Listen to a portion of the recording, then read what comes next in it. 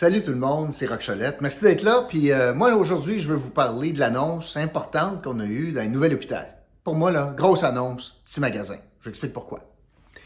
On a annoncé quoi récemment? Le gouvernement du Québec, M. Dubé, le ministre de la Santé, M. Lacombe, le ministre de l'Outaouais, ont annoncé, pas rien, là, ont annoncé un nouvel hôpital de 600 lits.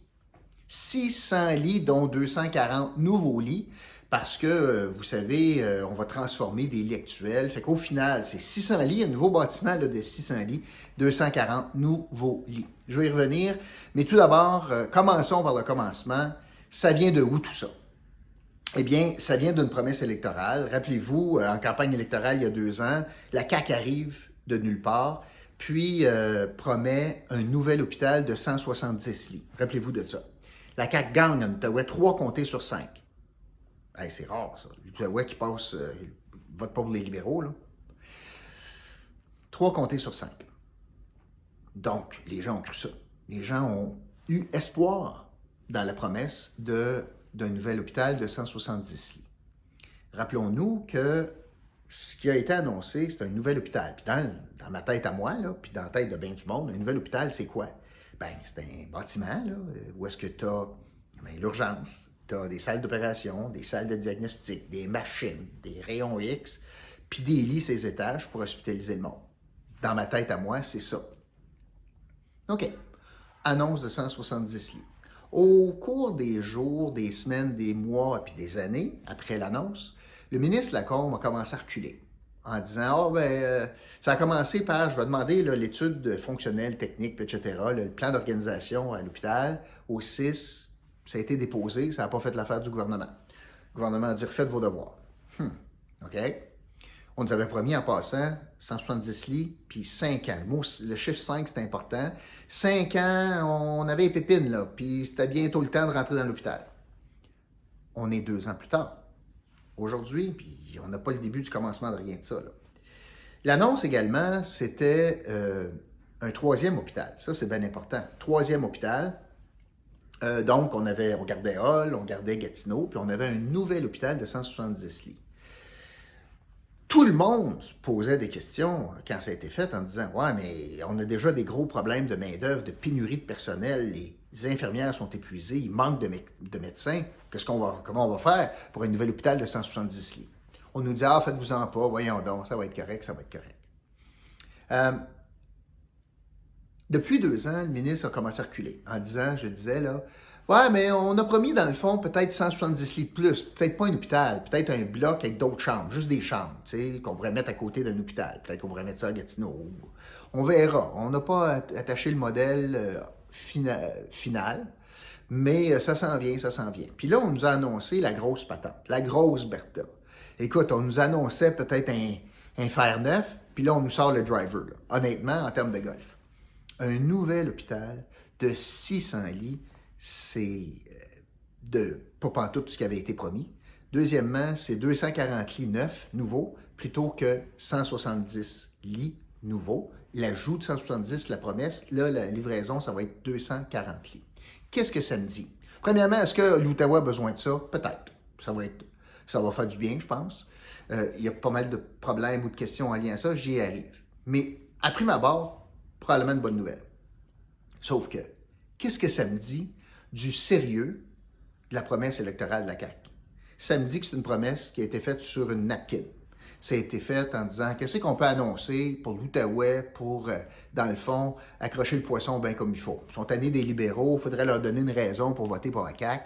Fait qu'on va leur dire qu'il va y avoir un 3e hôpital sans y réfléchir, sans avoir le début du commencement d'une étude qui prouvait que c'est ça les besoins qu'on avait. 170, ça sort de où? C'est pas vrai que 2 ans plus tard, tout à coup, on dit « Ah ouais, finalement, ça va être 240, 70 lits de plus. » Voyons donc, c'est beaucoup de lits de plus, là, ça. Puis, finalement, c'est pas un 3e hôpital. Non, on va transformer des lits de courte durée, puis ça va être 1 méga, des gains d'efficience, etc.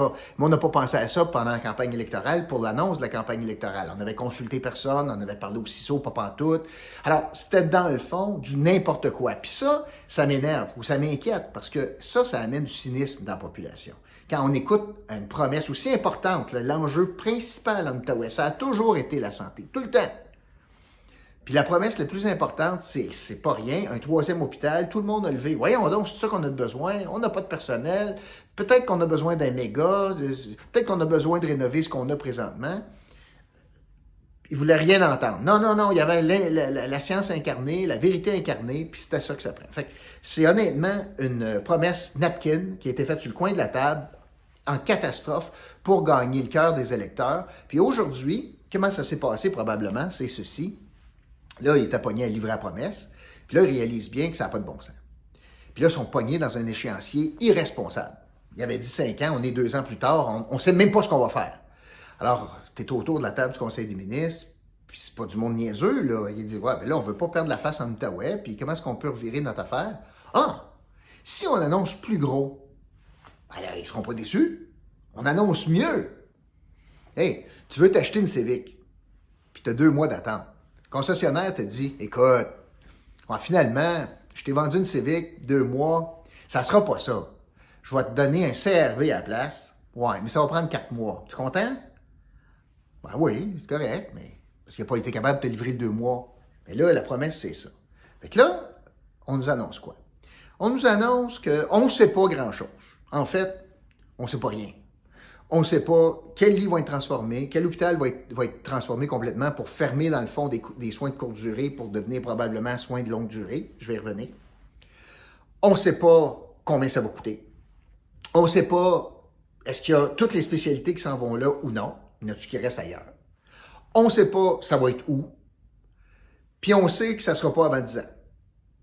Minimum.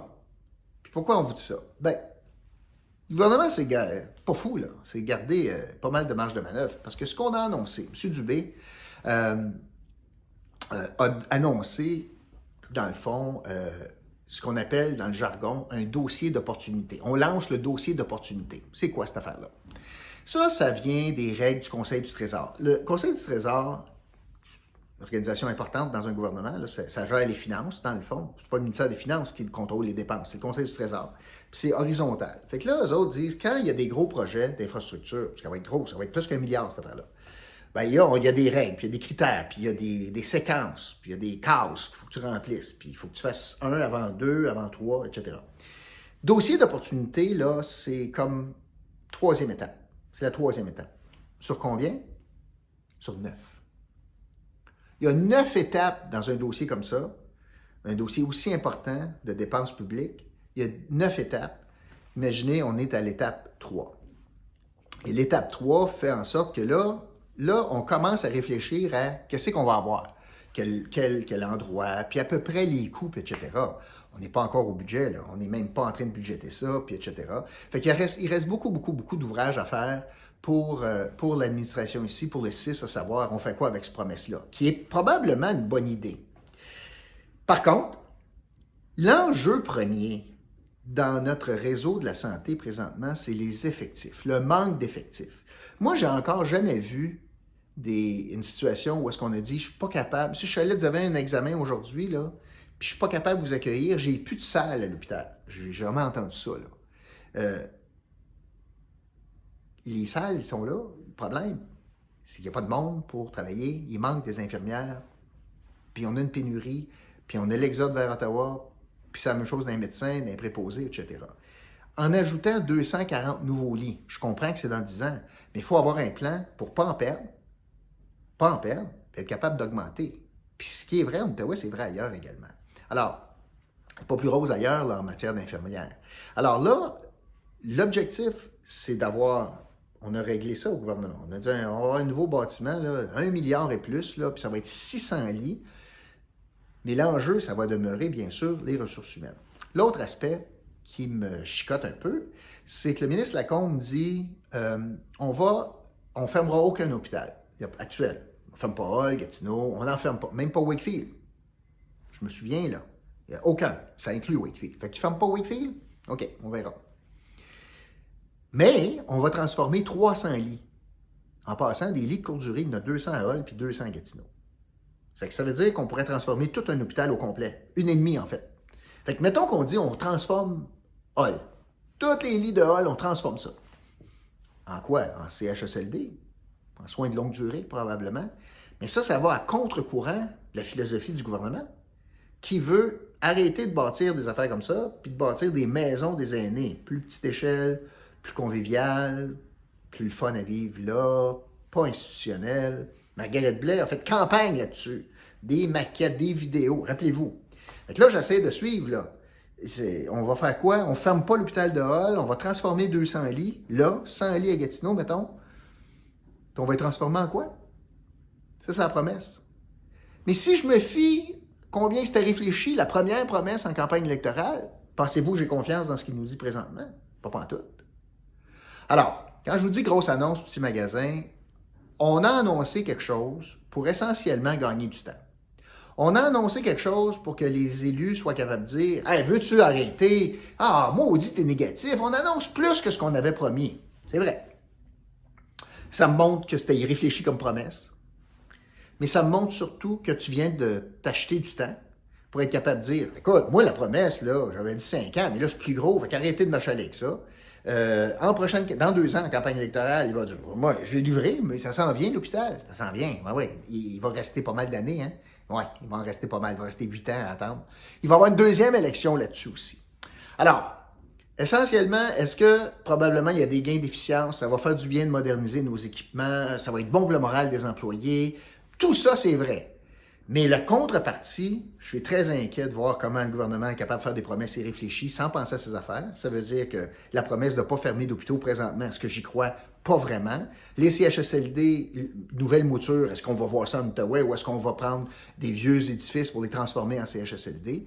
Puis dans le fond, l'annonce qui a été faite, c'est pour gagner du temps, pour gagner une marge de manœuvre en campagne électorale, pour ne pas perdre la face. Moi, c'est comme ça que je vois ça.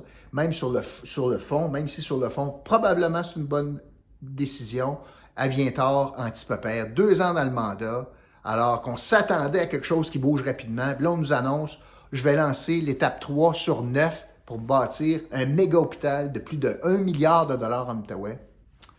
Grosse annonce, petit magasin. Hey, merci d'avoir été là. Je vous rappelle que si vous aimez vous aimez ce qu'on fait, abonnez-vous à notre chaîne YouTube. Sur les autres plateformes également, vous avez des commentaires, faites-moi en part, des questions, des suggestions, des commentaires, des reproches, des louanges, m'en sac. J'espère que ça vous fait réfléchir. Merci beaucoup tout le monde. On se retrouve la prochaine fois. Salut!